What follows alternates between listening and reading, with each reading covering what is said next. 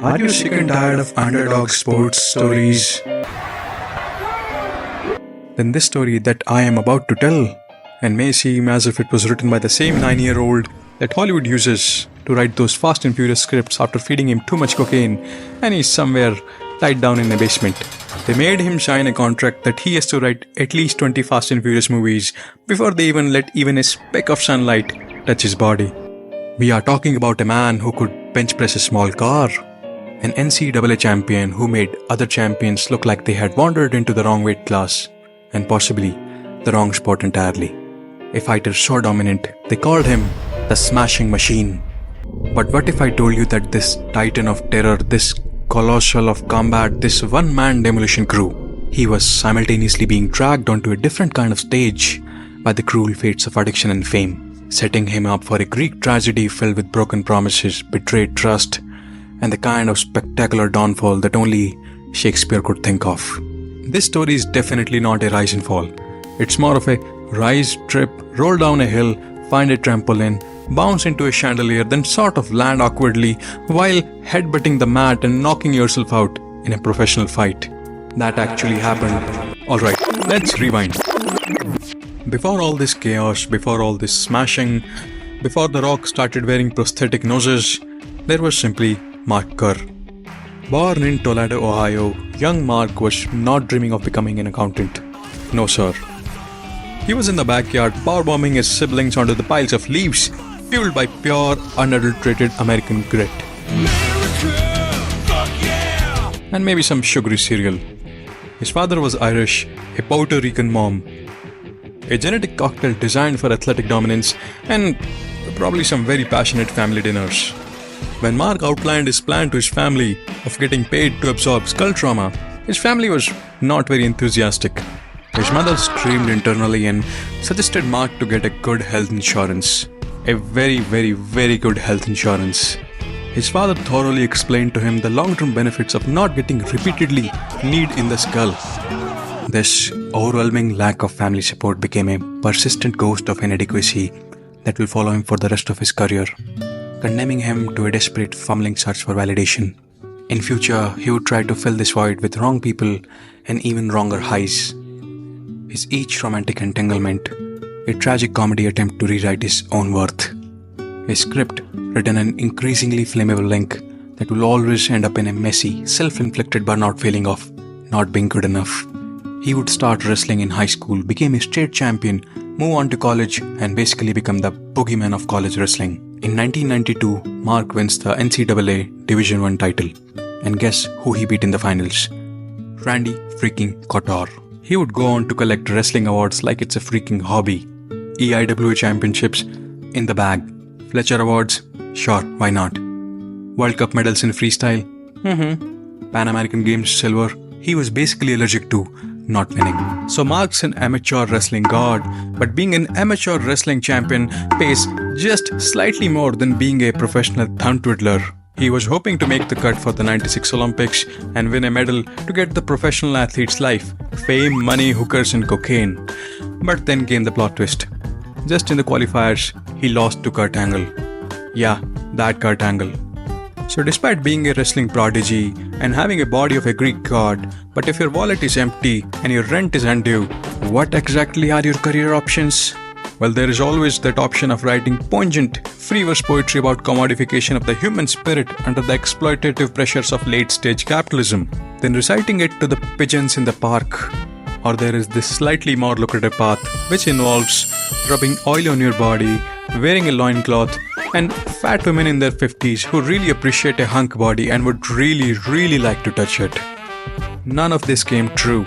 Instead, Mark joined an underground fighting crew where he had to fight honey badgers to death for spare change.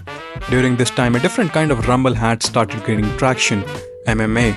The aggressive, consensual gentleman's art of face punching, designed to test who can endure more skull trauma for little financial gain. 1997, Mark enters the World Whale Judo Championships in Brazil. Think of MMA but with fewer rules, way more dangerous, and a lot more opportunities to lose teeth. His first opponent is Paul Verhoeven's, a UFC veteran. Mark takes him down, mounts him, and starts rearranging his face with punches and knees. Fight is over in 2 minutes. His next opponent is Mystery Hulk, a capoeira dude. Mark, being a wrestler, takes him to the ground and pounds him hard. So hard that this guy loses 2 teeth and he has to crawl out of the ring to escape, and he was disqualified.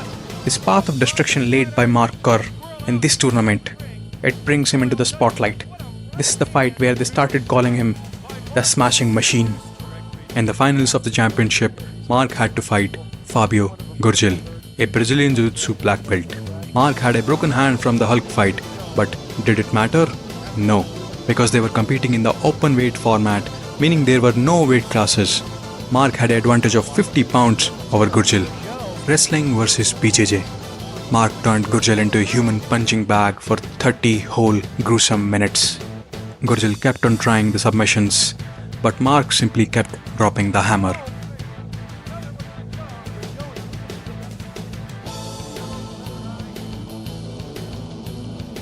Judges finally made the call. Mark had won the tournament. Fresh off his Brazilian vacation, living behind a lot of carnage, the UFC comes calling. At the UFC 14 Championships, Mark is facing Dan Bobish. It is the final match. He takes his chin and smashes it into Dan Bobish's eye sockets, forcing him to submit. Is that even legal? Well, who cares?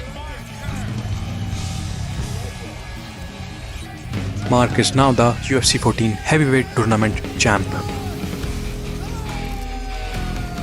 Then comes the UFC 15. It is the semi-final match. Mark is facing Greg Stott.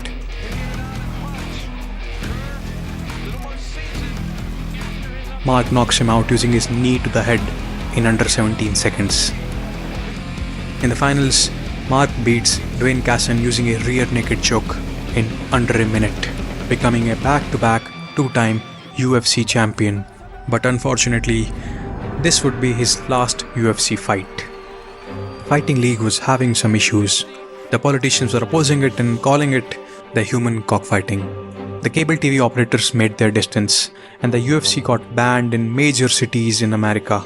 It nearly went bankrupt. Basically, it was a bad time trying to make money via professional fighting in America.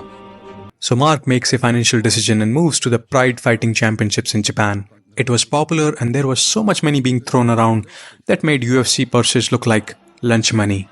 While the UFC was reduced to small towns, the Pride Championships, they were broadcasted on national TV, and they used to fill Japan's biggest stadiums of over 50,000 people. Mark continued to dominate and smash, becoming the #1 heavyweight in the world, an international star.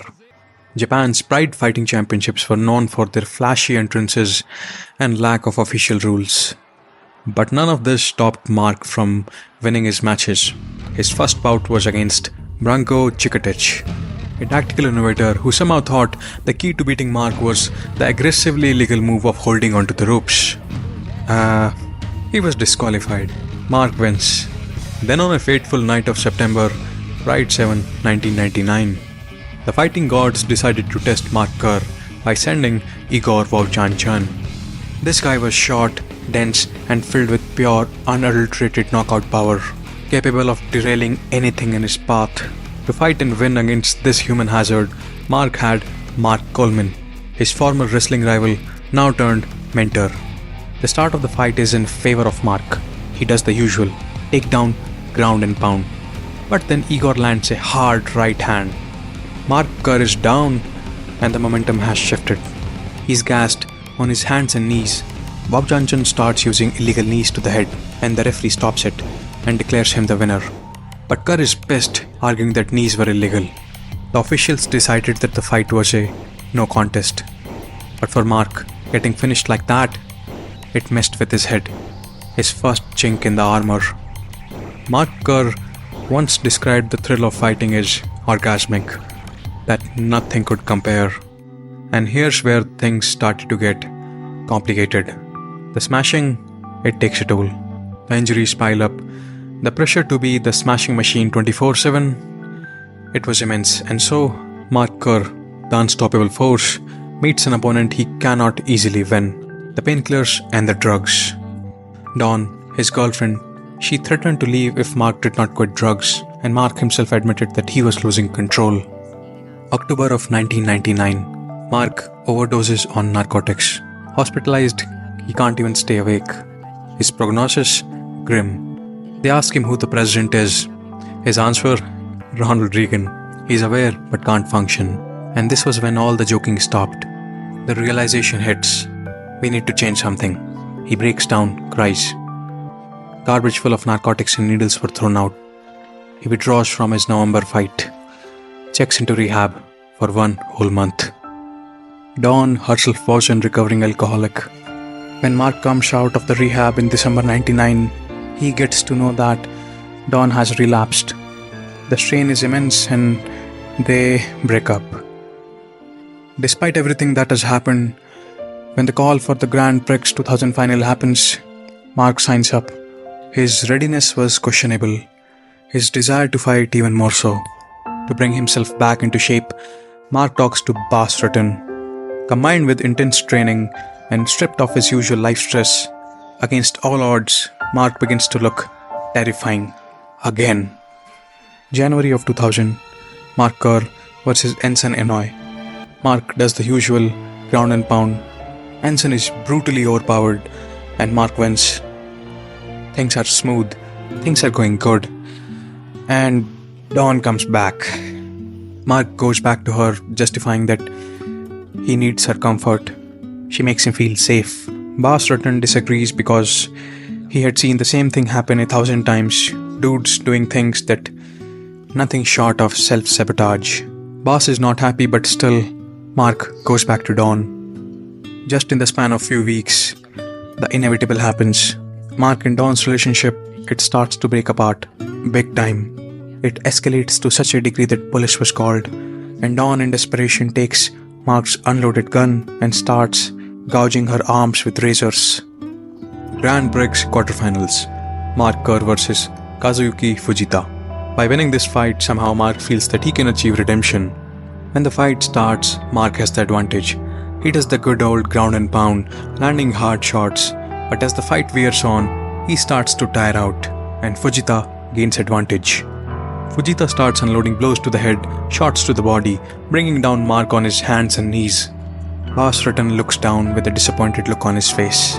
Mark simply collapses in the dressing room, needing stitches for his split chin, totally beaten down. As fate would have it, Kazuyuki Fujita defaults, giving Mark a direct pass to the finals. But him being too injured, Mark has to deny, marking the end of his fighting career. Hey, the video has ended. This is a kind of a video where I try to remove any kind of fluff and statistics, numbers, just kind of a narration style of videos. Do you like it? Maybe you don't. If you don't, that's totally chill. But if you like it, I will be making more videos on more weightlifters, athletes, food, I don't know. Subscribe if you want to see more narrative style videos. If you don't like it, it's totally chill. That is just not your thing.